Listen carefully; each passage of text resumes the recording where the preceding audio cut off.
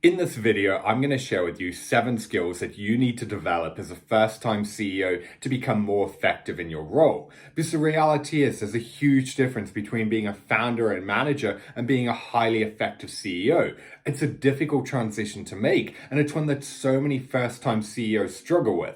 The reason being is there's no real guidebook to what it takes to be an effective CEO. And this is why when you step into the role, it can very much feel like you're in over your head, where you're making it up as you go along. And with so many of the first time CEOs I speak to, this pushes them to a point where they become burnt out, overwhelmed, and ultimately the ones who are bottlenecking growth.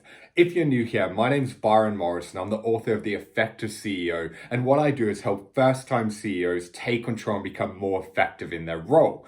Over the last decade, I've been fortunate enough to work with CEOs in 16 different countries to really help them become the leader that their business needs. From doing this, I've discovered that there are these 7 skills that you need to develop to really actually become effective in what you're doing. So the first skill is learning to delegate. When you first growing a company, you generally have to be involved in everything. If anything, you need to in order to build momentum and get it to grow.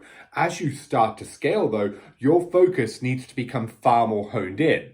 This is where so many first-time CEOs start to get in their own way because their default way of operating is to say yes to everything and to take on too much to the point that they overload themselves. And this is a huge issue because at the end of the day, you only have so much time, meaning you have to learn to prioritize because ultimately everything has a cost. Every hour you spend in one thing comes at the expense of something else.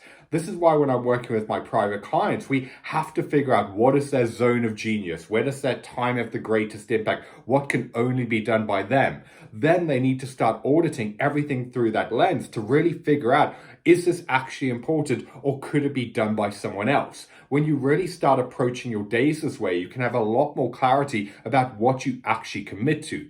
Delegating alone, though, is not enough. If you really want to make sure that the business is functioning properly, you also need to develop the right processes to really make sure that you're clear on your expectations, you're communicating what needs to get done, you have feedback loops in place to make sure that people are actually staying on the same page.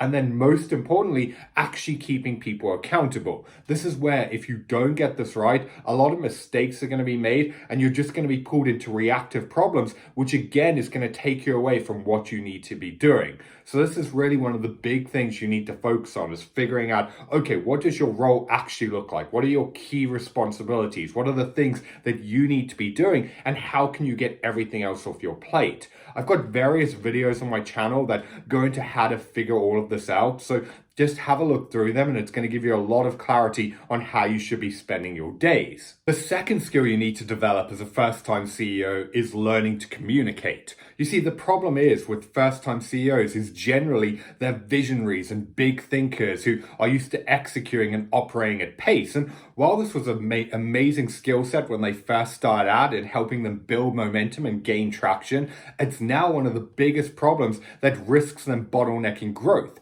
The reason being is people can't read your mind. Just because something makes sense in your head doesn't mean that it makes sense to everyone else. And failing to communicate what's actually happening and setting the right expectations is just setting you up for a world of mistakes and people just getting things wrong. This is why even though it may be uncomfortable, you have to learn to slow down. You need to make sure that you're staying focused on a singular point, ensuring everyone understands what's going on before you bounce around and move on to the next thing.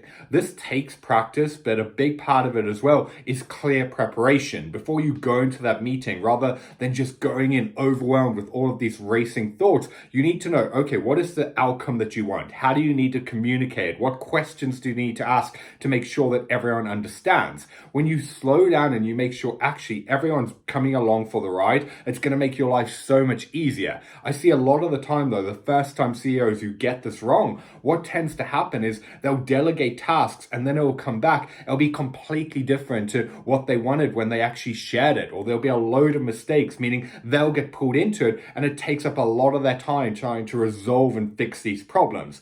All of this, though, could be avoided if they're just taken the time and just a few minutes to make sure this is what I actually need, this is the expectations, answering any questions and concerns, and only then moving on to the next thing. Speaking of slowing down, the next skill that you need to focus on developing is the ability to actually process problems. Because when you're running a business, it's easy just to get stuck in the trenches where every single day you're just dealing with problems, solving other people's challenges, and very much just reacting to the world around you.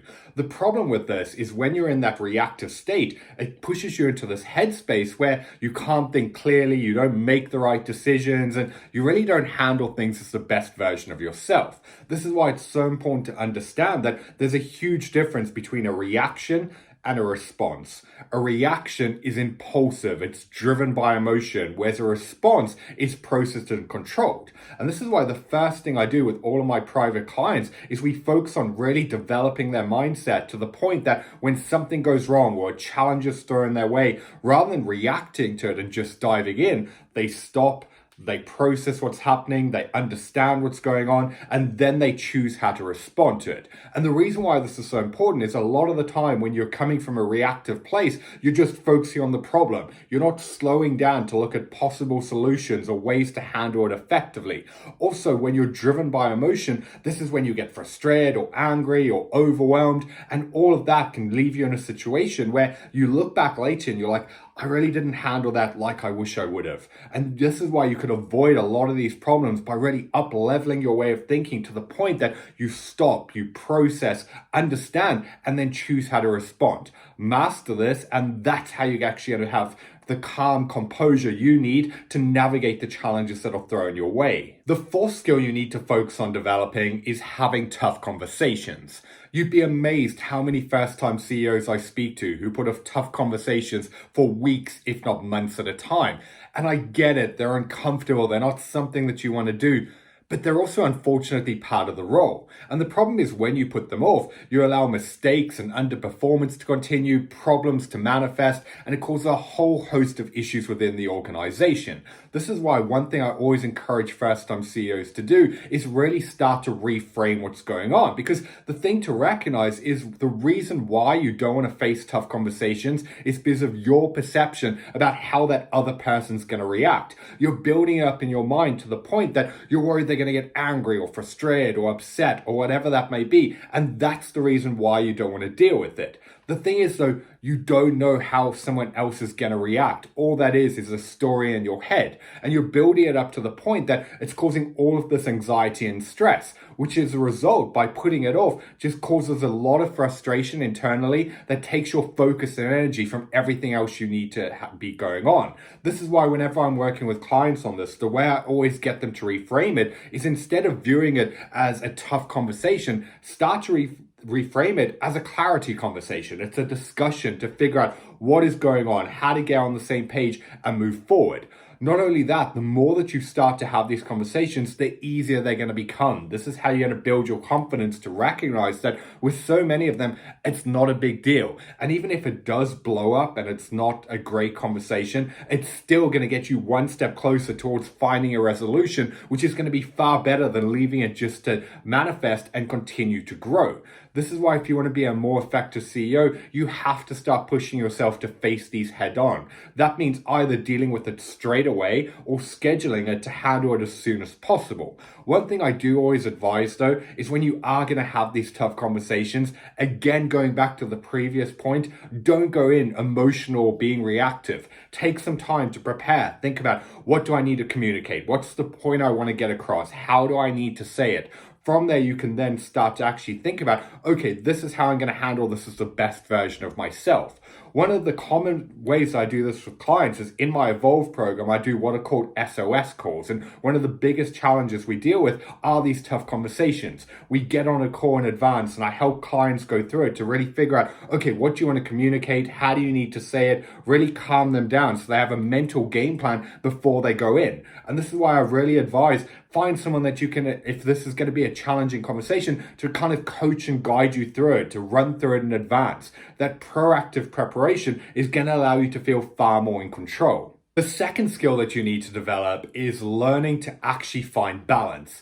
So many first-time CEOs are used to the grind of working 50, 60, 70 plus hours a week. They're just used to operating in this mode. And while it does help build momentum and traction, it's just not sustainable. And you'd be amazed how many times I hear from people that once I finish this project, then I'll have more time off. Once I complete this raise, then I'll be less busy and less stressed. And I'm sure you've done this yourself, where you say that once I reach that next goal, that next milestone, that next threshold, that's when I'll take some time off. I'll prioritize my family. I'll do something for my health. But isn't that what you said the time before and the time before that?